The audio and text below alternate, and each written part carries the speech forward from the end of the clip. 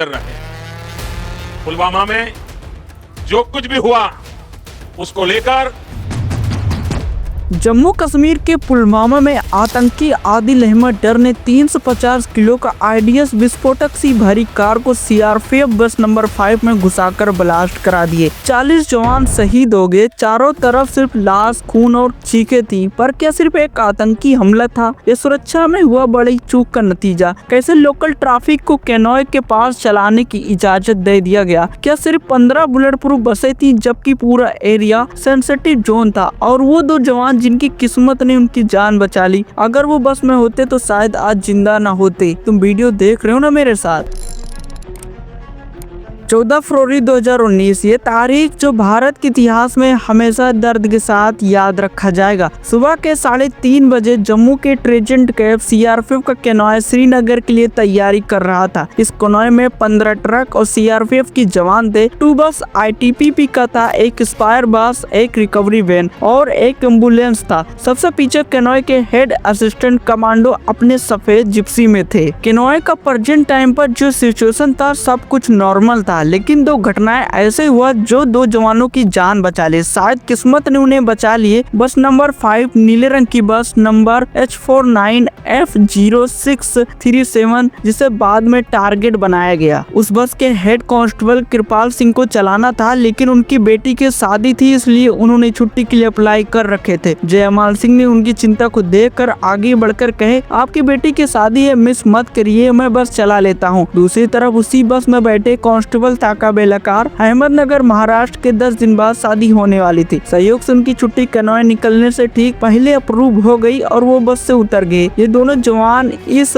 हमले से बच गए। केनॉय निकलने से पहले रूट की सुरक्षित करने के लिए रूट ओपनिंग पार्टी आरओपी को भेजा गया था। आरओपी ने NH44 हाईवे पर 10 किलोमीटर एरिया को 2622 माइलस्टोन से 2722 माइलस्टोन तक चेक किए। असिस्टेंट सब इंस्पेक्टर मोहनलाल और उनके टीम के लाडू मोड़ के पास तैनात किया गया था ताकि कोई प्रॉब्लम हो तो वहीं पर सॉल्व किया जा सके। इसी दौरान जैसे मोहम्मद आतंकी साकिर बशीर जो NH44 हाईवे पर खड़े होकर निगरानी कर रहे थे, उसने आरोपी को मूवमेंट देखकर तुरंत अपने साथी को खबर दी। उधर मोहम्मद उमर ने हमलावर आदिल अहमद डर को हमले के लिए तैयार रहने को आदेश दिए। केनॉय अपनी लोकेशन की ओर बढ़ रहा था। श्रीनगर जम्मू नेशनल हाईवे पर NH44 पर लोकल ट्रैफिक भी साथ में चल रही थी, क्योंकि 2003 में एक नियम में बदल दिया गया था जिसमें अब लोकल ट्रैफिक भी केनॉय के साथ चलने की परमिशन दे दिया गया था। ऐसा क्यों होता है? क्योंकि 2003 के आसपास में जब केनॉय निकलता था तो सब रोड को ब्लॉक कर दिया जाता था और लोगों को बहुत परेशानी होती थी, इसलिए इसको हटा दिया गया। 2:22 PM केनॉय गुड ट्रेजेंट कैंप पहुंचा। यहाँ से अनंतनाग, कुलगाम और सोपिया के और पोस्टिंग वाले जवान उतर गए, जबकि बाकी जवानों का सफर जारी रहा। केनॉय जैसे ही काजीकुंड ट्रेजेंट कैंप से निकला, बस नंबर 5 में सवार कांस्टेबल सुरेंद्र यादव ने उनकी दोस्त ने पीछे से आवाज लगाई।